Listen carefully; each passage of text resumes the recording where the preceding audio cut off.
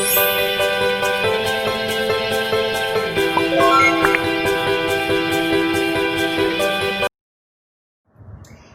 how's it going? I'm Carol of the Cheerful Teacher channel and welcome back to my channel, guys! Okay, so for today's video, pag-usapan naman natin ang about sa Google Adsense PIN verification not received. Probably because of the lockdown kasi I think ngayon it's very common na matagal nyong marireceive yung PIN verification nyo for your Google AdSense kung bago kang YouTuber and you're waiting for your AdSense account to be verified, so you will be needing the PIN from them. And napaka-importante nun because after 4 months, once na-generate nila yung PIN code ng iyong Google AdSense for the verification, kung hindi mo po siya na-enter sa iyong Google AdSense account is aalisin nila yung mga ads sa iyong YouTube video. So, talagang napaka-importante nun. Pero, paano nga ba natin yun mabe-verify? Paano nga ba natin mabe-verify ang ating YouTube account or ating Google AdSense account kung wala yung PIN code? And it took,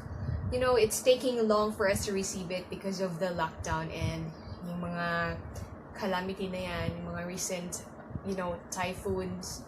More than 2 months na nung nag-request ako ng another PIN code at hindi ko pa rin siya na-receive nung time na yun. So, I have to wait for another 2 to 4 weeks para makapag-request ulit ng another PIN.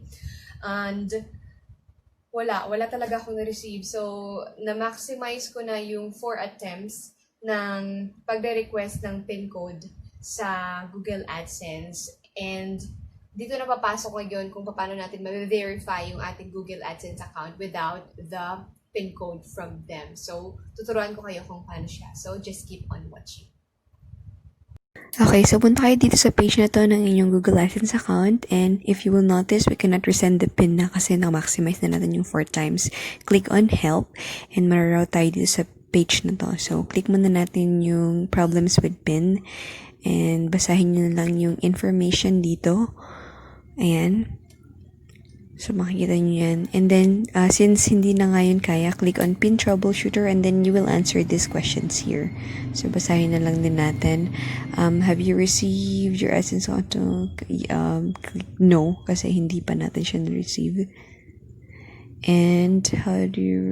Okay, yes. So, 4 times na. Click on yes.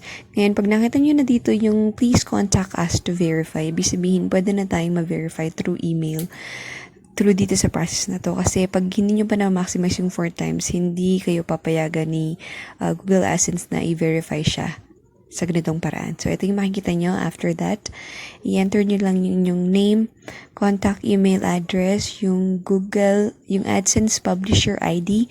Okay, kung di nyo alam kung saan siya makikita, punta lang kayo dun sa page again ng AdSense, yung inyong Google AdSense account, at click nyo yung accounts and account information. So, dito nyo makikita yung publisher ID nyo. Copy nyo lang and then paste nyo dun. Yan. So, magsasubmit din kayo ng file like identification card or ID or any bill na proof na kayo yung may-ari nitong Google account na to or itong AdSense account na to. And then, yun, choose nyo lang yung file and then we will submit this afterwards. Okay, so click on submit pag okay na. Okay, and it says here the form has been submitted to AdSense support. We'll try to get back to you within 24 hours if your query is about your own account and requires an action from our site. However, depending on the volume, it may take 48 hours or longer. Okay, but then let's check. Okay, and after that ay makaka-receive kayo ng isang email. Actually, 2 emails pala kasi after this may na-receive pa akong isa. So, ito yung unang email na marireceive nyo. Like confirmation na na-submit yung inquiry nyo or yung request nyo for the PIN verification.